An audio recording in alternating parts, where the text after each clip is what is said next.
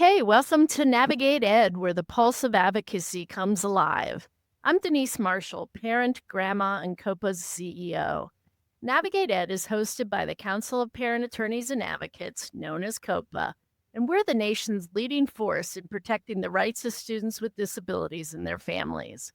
As a community-led and community-focused organization, much of our work is accomplished by dedicated and tireless member volunteers, all of whom have lived experience with special education and advocacy. That means they've been through what you're going through, and they know how it feels and what to do to get things on a better path. COPAA empowers attorneys, advocates, families, and students to navigate a difficult education journey, ensuring that every child with a disability receives the education, services, and supports that they deserve. Navigate Ed isn't just a podcast, it's a call to action.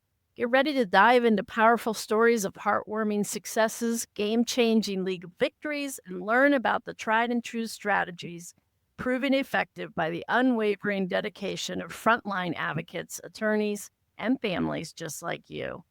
With over 3,600 members across all 50 states and territories, COPAA is more than an organization.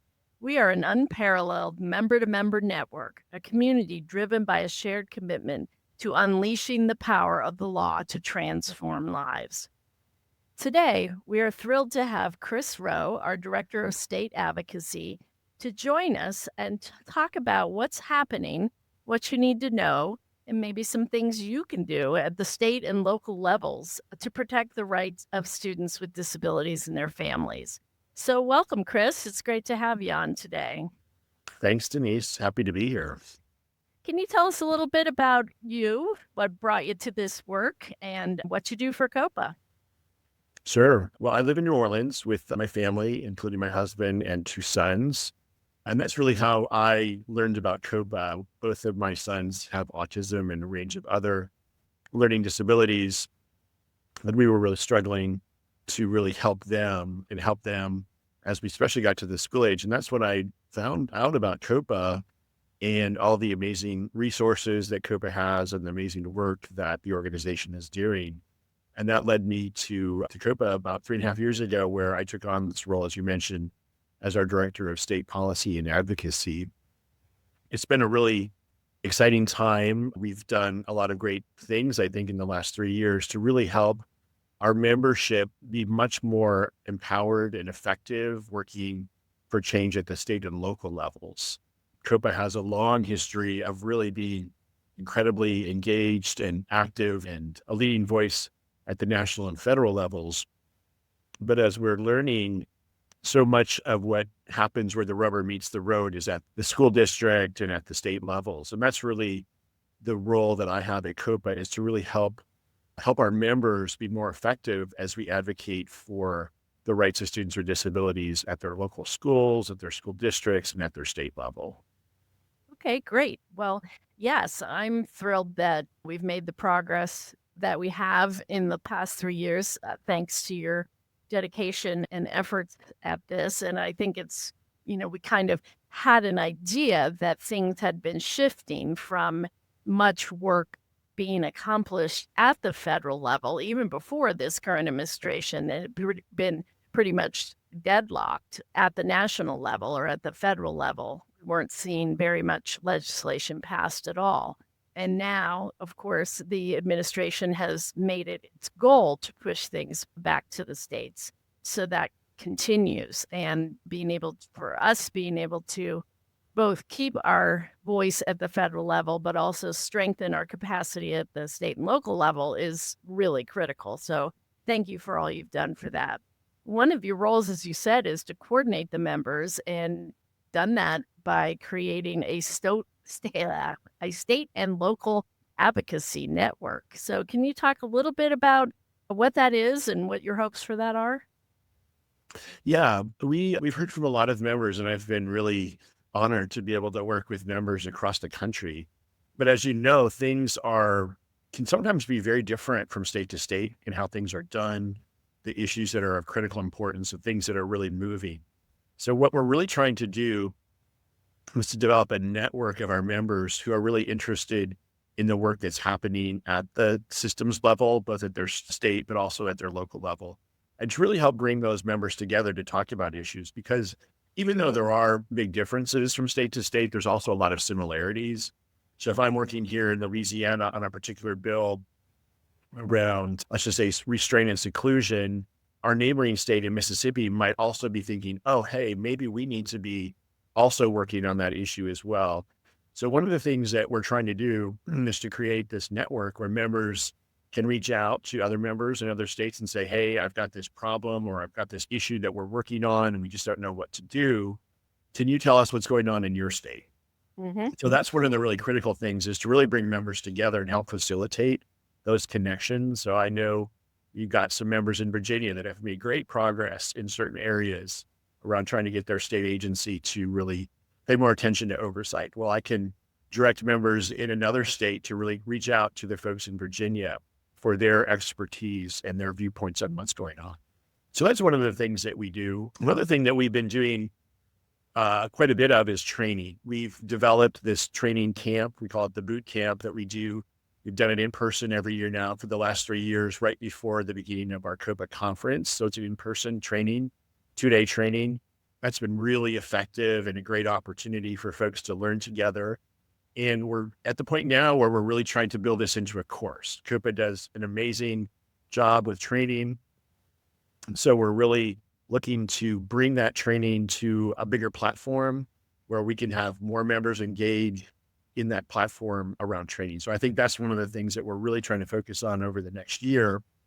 And we have also online platforms like our COPAA Connect, where members can share resources, they can ask questions and get help. And that's one of the things that we try to do, as well as to bring those resources to bear, to identify those resources and make those available for people as well. Great. Thank you. Yeah. So, folks listening, if you're already a member of COPA, you can join the state and local advocacy network and participate, as Chris said, in sharing of not only language for, potential bills that you're working on, but strategy as well. We've seen that being shared all across the country, from Oklahoma to California to Massachusetts to Virginia to Florida. So, yeah, I think that it's been a fascinating process to be part of, and people are really coalescing around the issues and around the strategies that work for their elected officials, regardless of which way the state may be trending right now in terms of either political affiliation or viewpoints. So I think it's, definitely powerful. So if you're part of COPA, go ahead and join that. If you have not yet joined COPA, you can always go to our website, www.copa.org, and click on the Join Us tab and become a member today. So, Chris, what has the landscape around the state level looked like recently? I mean, what have you seen? What have you learned? I know you just did a session at our annual conference that really broke down kind of what's been happening at the state level, and to some degree that the history of that versus kind of federal legislation. So can you tell us a little bit about what you're seeing and what you think's happening? Yeah, I mean, if I could describe it in one word, I would say it's tumultuous right now at the state level.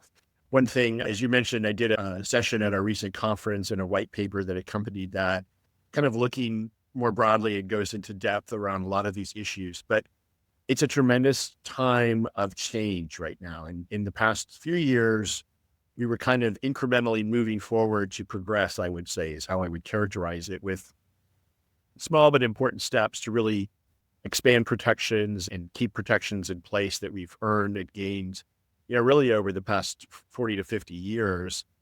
And now with the current environment, we're just seeing a lot of upheaval at the state level. And it doesn't mean we're not making progress still.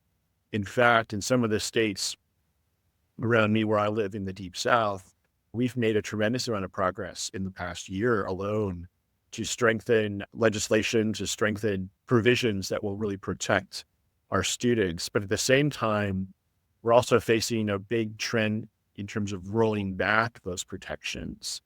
So one area, for example, is around discipline.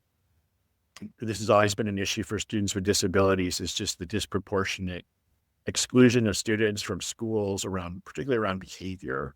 So while we've expanded in many states protections for students, we're also seeing in another handful of states, like my own state, a big rollback in those protections that make it a lot easier for schools to remove students with disabilities, even withstanding the protections that they have under federal and state laws. So that's been a real big battle that we're focusing on right now, is to really ensure that those protections that are in place stay in place and they don't get rolled back. Meanwhile, we're also looking at ways that the new push around choice has been very active around private school choice in particular, in particular across the states in the South, where these programs have expanded dramatically in the past couple of years. Choice programs used to be very small niche programs, oftentimes specifically carved out for students with disabilities or students from low income populations that were in really underperforming schools. But those programs have really flipped pretty dramatically in the last couple of years and expanded to the point where in many states now they're universal programs where any student can take advantage of a private school voucher or education savings account, and how that then factors in terms of protections for students with disabilities. Like I said, many of these programs in the past really were exclusively designed for students with disabilities, and by and large, there weren't a whole lot of students that took advantage of them. But now as these programs become more mainstream, the amount of resources that they're consuming and who's actually using the programs is a big debate. So you're seeing a lot of activities in a lot of states around these education savings accounts and vouchers right now. Okay. Yeah. And I know at COPAA, we don't have a policy per se for or against vouchers or education savings accounts or the choice programs used at charter schools. We know that there are many members who benefit from those programs, whose child is really thriving because of those programs. And so, we are for that and respectful of that. At the same time, we also know that the use of these choice programs has, in essence, been in many states and continues to be an end around student and family rights. So it's, you mentioned earlier that one of our jobs is to protect, the rights of students and families, that we don't want to go backwards. And cleverly, I think many states at least began to realize that if they broke the chain of custody per se for the money from the state directly to the schools, and they gave it instead to the parents who then chose the school of their choice, then they, in effect, had nulled any obligation for that school to follow federal laws and anti-discrimination laws, for one, and then also the IDEA as well.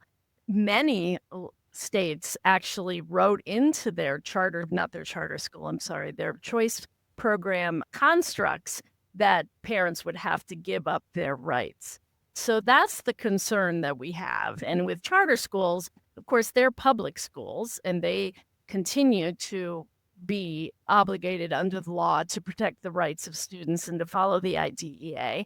Unfortunately, they haven't always done such a great job. They have often counseled students out with disabilities or behavioral issues, or constructed their charters to limit the students with disabilities that can participate.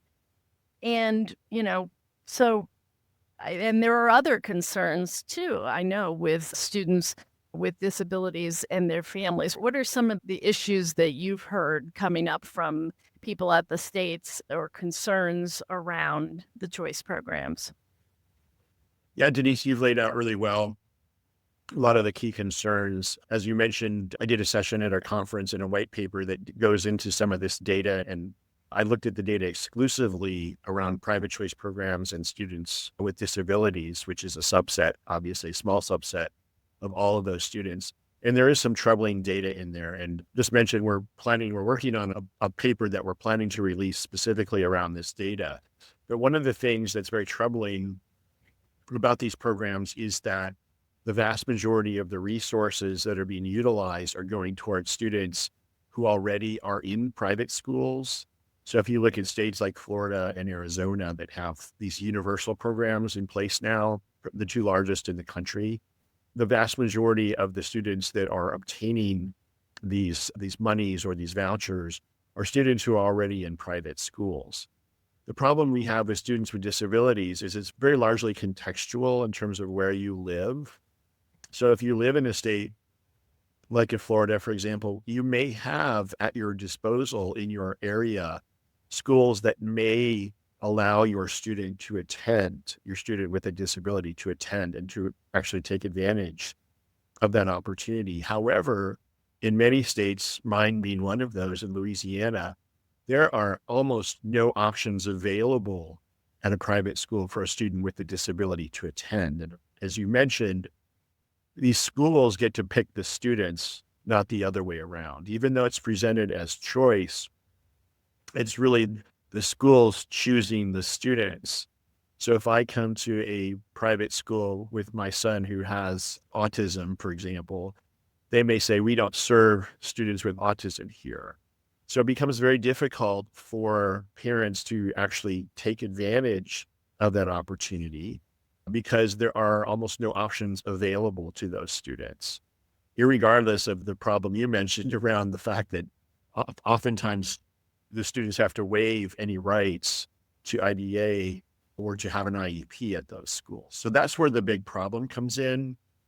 We find in the research that families that live in urban areas usually have more options. States that are more rural or rural areas within larger states like Texas, for example, there are almost no other options for many, many students with disabilities to take advantage of these programs. So that's one of the big issues. And then fighting, as you mentioned, to try to get those rights held for them in states. For example, in Oklahoma, we're working with some members in Oklahoma right now around a private choice program that they have there for students with disabilities to actually ensure that students do not have to waive their rights to take advantage of that particular program. So there's a lot of activity in those particular areas, a lot of debate and discussion around those programs and what are the requirements or the qualifications or the eligibility requirements for students to participate. And we're advocating strongly that if states do have those programs, that they do not make those students give up their rights to IDA to participate in those programs. Great. And those laws are constructed at the state level. So advocates can have influence and can help to assure that the protections that are in the IDEA and even in the anti-discrimination laws. I mean, that's an example you gave of a private school being able to say, we're not going to serve this student who has autism.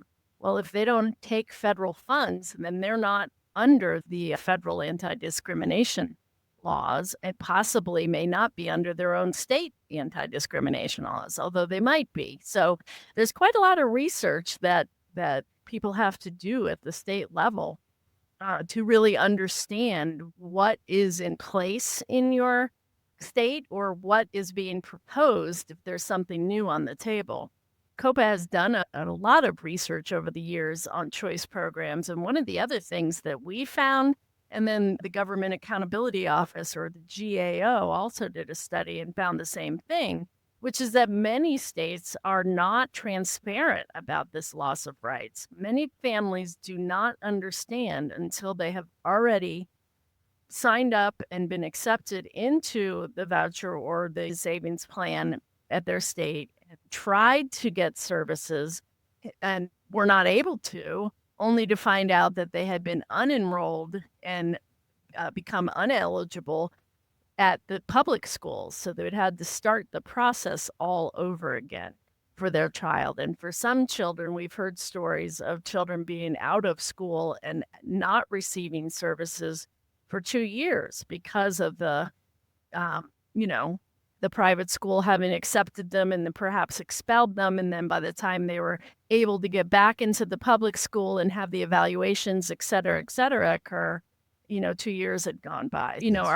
I think our plea is, have your eyes wide open understand what's happening in your state, what the options truly are, and, how it's going to affect your family. Because I'll just say one other thing, which is that we've also heard from a lot of families that, you almost have to have a full-time person able to manage the whole process, the transportation to the private school, the enrollment, just all of the different requirements and things that have to go into managing the program for the students. Again, for some families, that's not an issue. There might be a family at home, a parent at home, or another family member who can fulfill that role.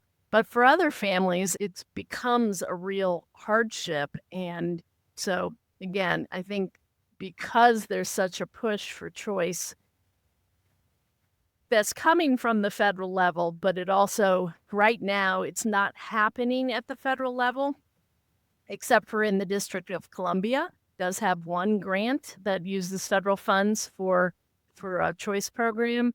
But other than that, federal funds are not used for the choice programs, and COPAA is working hard to keep it that way because over 90% of students with disabilities attend their public school. So even though these choice programs have been growing in popularity, they're still very limited for students with disabilities.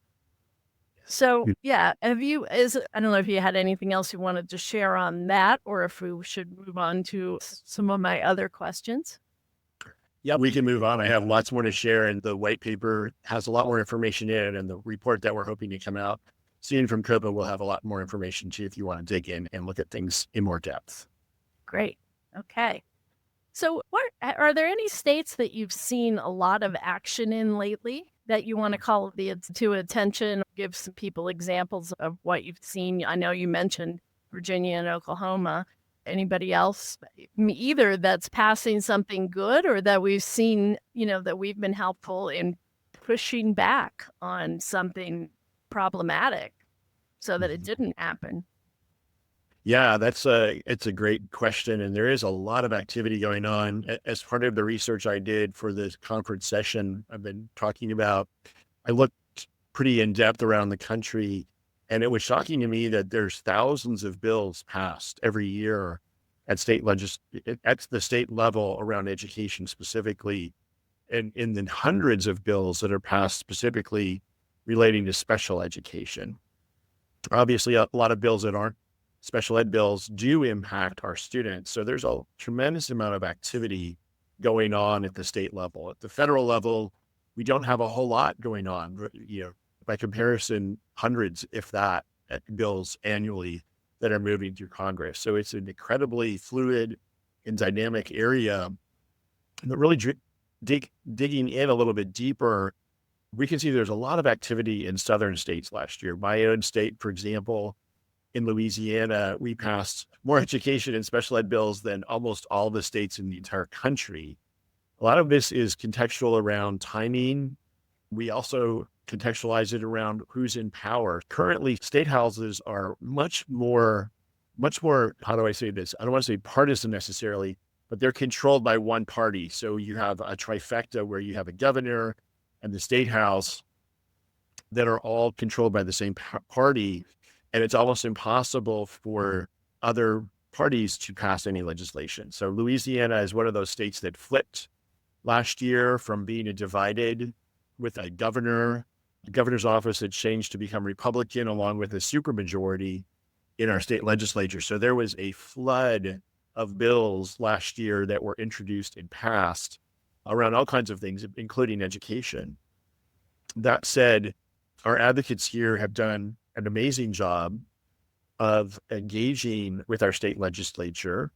And we were able to get a lot of bills passed that really strengthened oversight, monitoring of schools, give parents more rights around consent, around IEP processes, and so forth. And that's largely due to the fact that we've got some really great advocates who've been out there and been very vocal in developing relationships in our state legislature.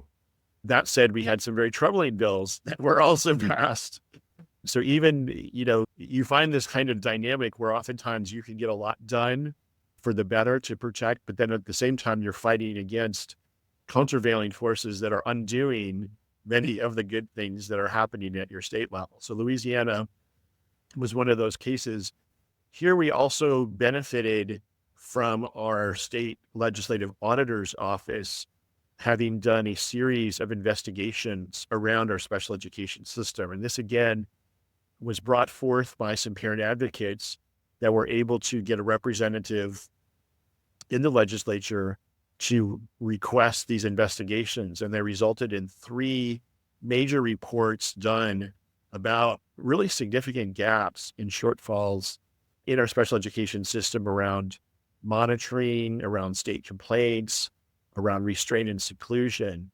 That was really very beneficial. And the state legislators really took notice of that. And we were able to get a whole host of new bills and new provisions in bills passed that addressed some of those gaps that the auditors found. So that's a really important tool that oftentimes may be overlooked by people at the state level.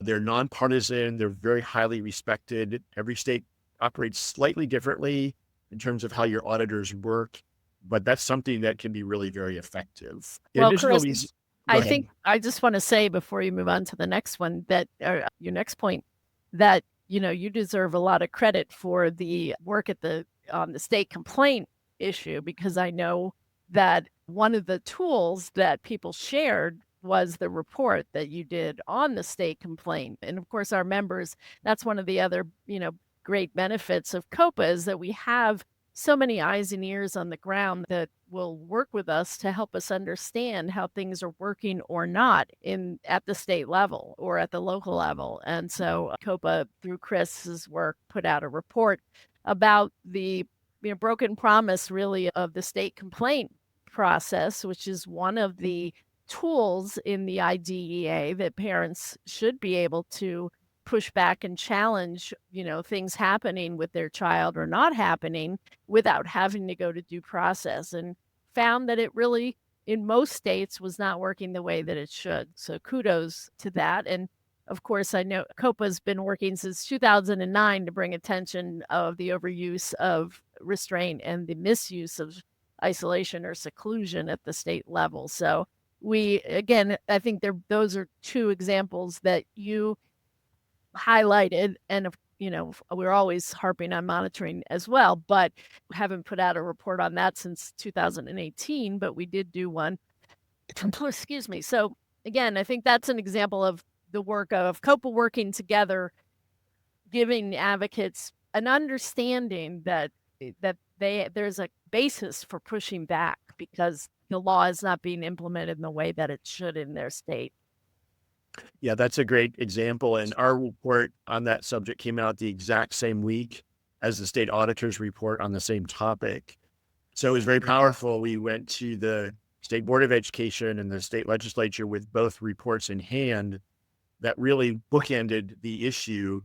The state auditors were really looking under the hood at the nuts and bolts of how that process worked, where ours really looked at kind of the overall data that pointed to a big problem in Louisiana when compared to other states. And together, the state board moved to accept the recommendations from both reports as it moved forward to fix the problem. So that's a great example of working hand in hand, with our state advocates on that particular topic. I also wanted to point out Texas is one of obviously our largest states. It's one of those states that only meets every other year for its state legislature. So while the state last year had nothing going on legislatively, this year they're in session right now, and there are just all kinds of bills moving all over the place on many, many, many different topics, including education savings accounts, including the funding of special education in the state of Texas, including the ability for advocates, like non-attorney advocates like COPA has, to be involved in the process and to help parents in the process is under attack there. So we're working closely with our members on the ground there to try to help out as we can, in terms of providing technical assistance or providing voice to amplify those issues, to let their state legislators know why some of these ideas may be better than others.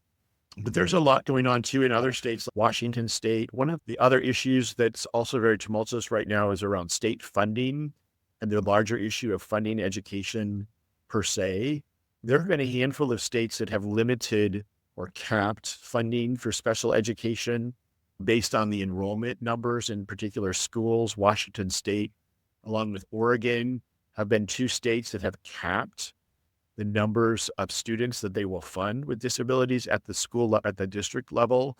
And they've been making good progress in both of those states to try to turn that back so that schools, if they have 20% of their students with disabilities, are only going to get capped at 15%, what a school at 15% would get for their students with disabilities. So they're making good progress there to try to turn back some of those laws and to really make sure that the funding is equalized and equitable across their entire state.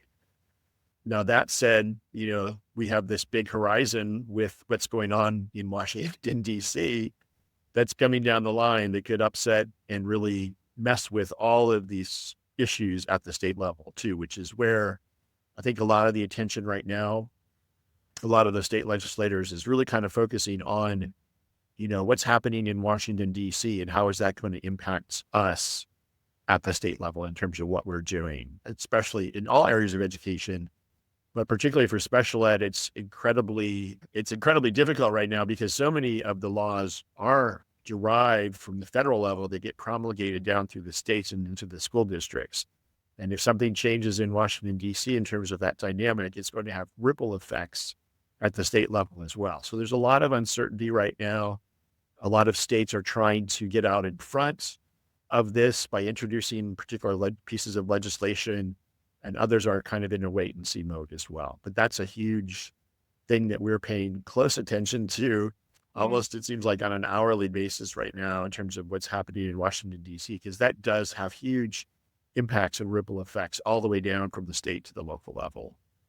Yeah, absolutely. And I think, one of the things we've been trying to do is to remind people of, the facts as some of these actions are announced or things are swirling either at the state or the local levels. Because, there's been a lot of talk about pushing things back to the states for state control, for example, but not very much detail about exactly what that means. And quite frankly, under both the IDEA and the Every Student Succeeds Act, which is the most recent name for the ESEA, the Elementary and Secondary Education Act, those are the two biggest statutes that affect our kids, of course, along with Section 504 and the ADA.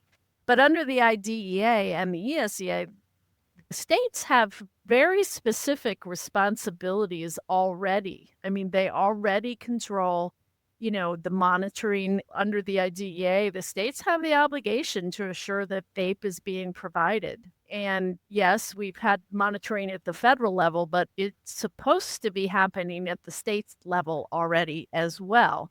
And also the, under ESEA, states have wide latitude for curriculum, for teachers, for budgets, for lots of things for what's being taught to their student by whom. So again, when you're listening, take a deep breath sometimes and just remind yourself or look up what are the facts for some of these issues that are being discussed and, whether or not they are being discussed at your state, whether there's something already in place at your state happening, and exactly what the federal law requires of you.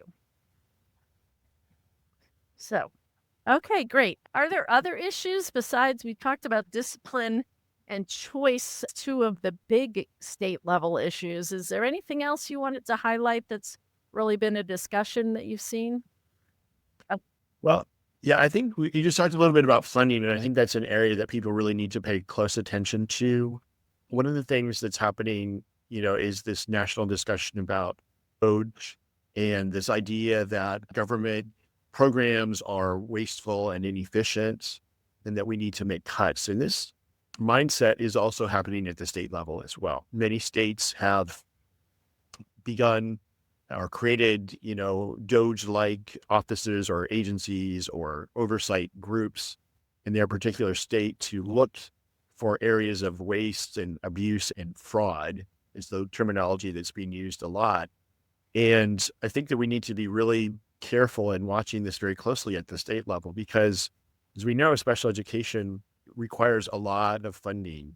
There are IDA funds, but the reality is that most of the funding for special education does end up coming out of local education budgets or state education budgets. So the promise for 40%, from the federal government for special education has never been met. It's closer to probably 10 or 12%, honestly. So the vast majority of those funds come from the state and local levels. But as these groups begin looking for areas to cut and wasteful spending, we're beginning to see this idea take hold that special education is expensive, it's wasteful, we don't need to be spending this much money for special education. What's the return on our investment?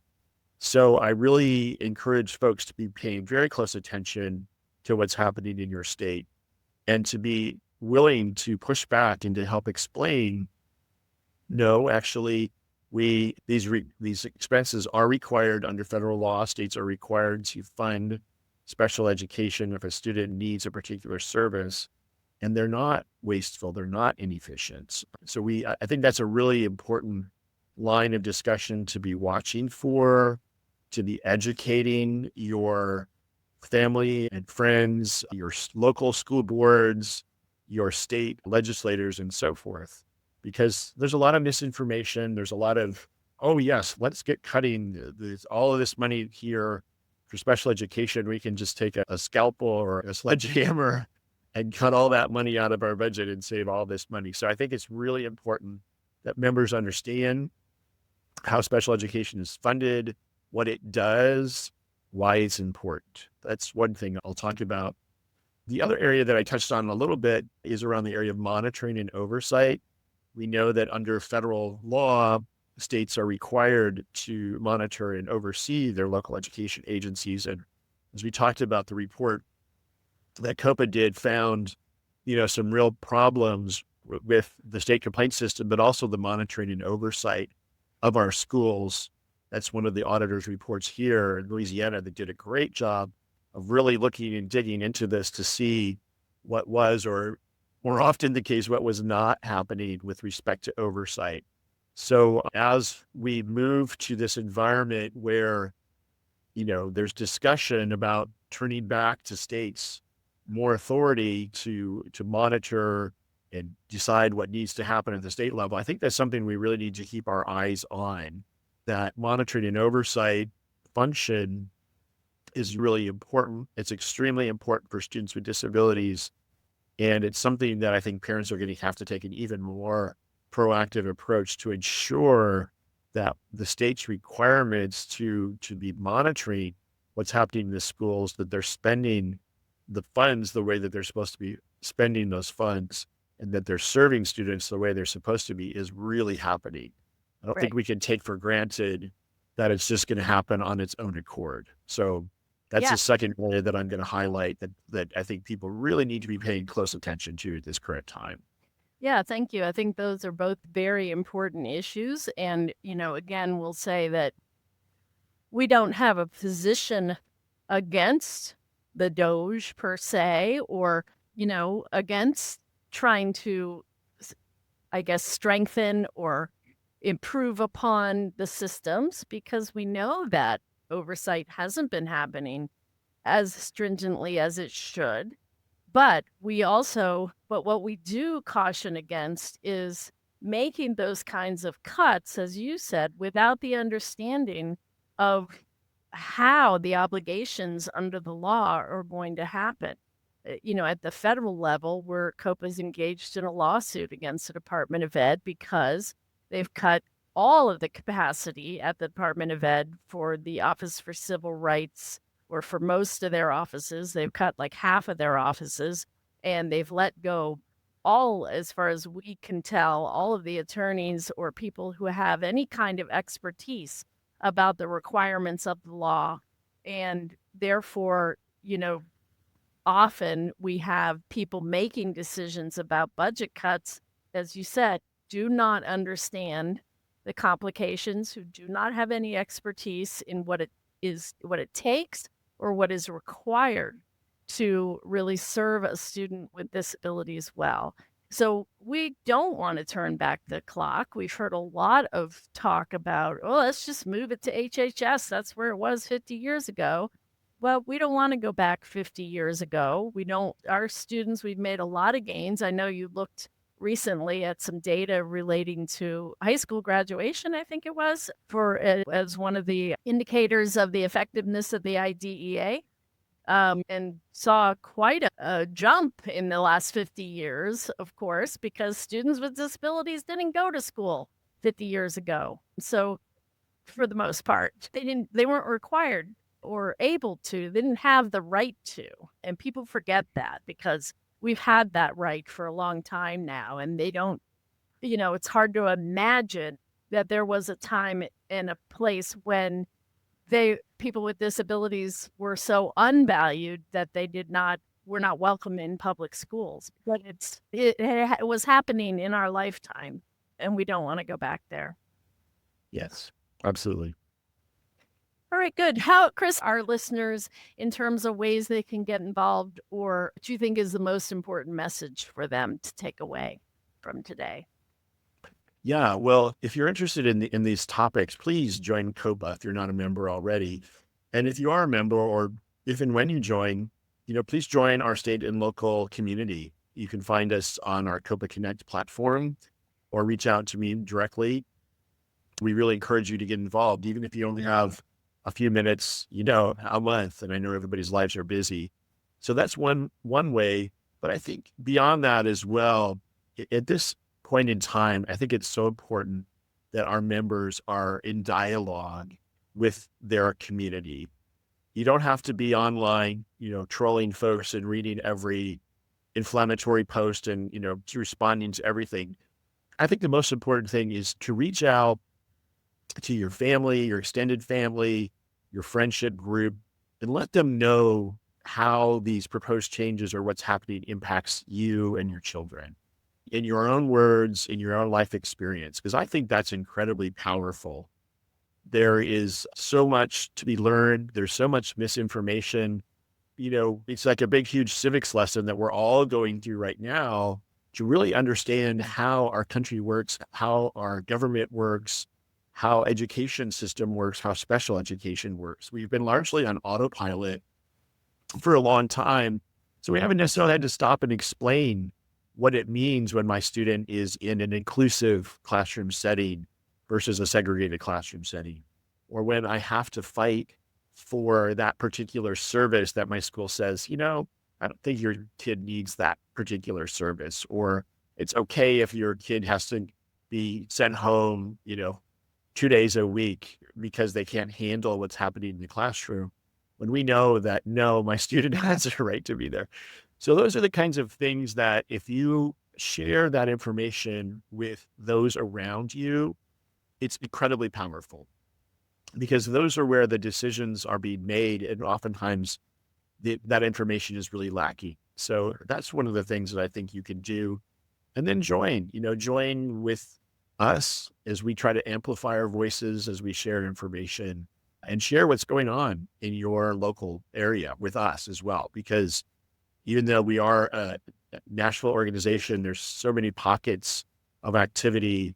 We can't know about every single thing that's going on. So reach out to us if there's something happening in your community that you think we should know about, or if there's ways that we might be able to help you.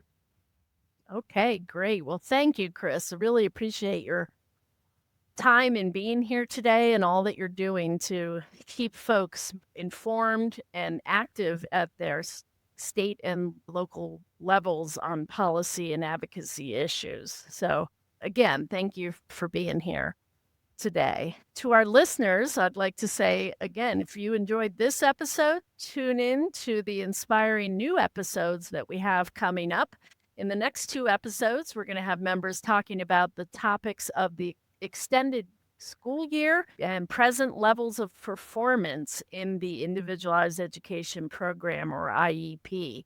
It's IEP season, so we hope you're staying well and doing well in your families and in your communities. But these topics will be very helpful, insightful conversations. So tune in May for ESY and in June for the PLOPs. So let's work together to empower every voice, every family, and every child. Thank you all. Let's navigate ed together.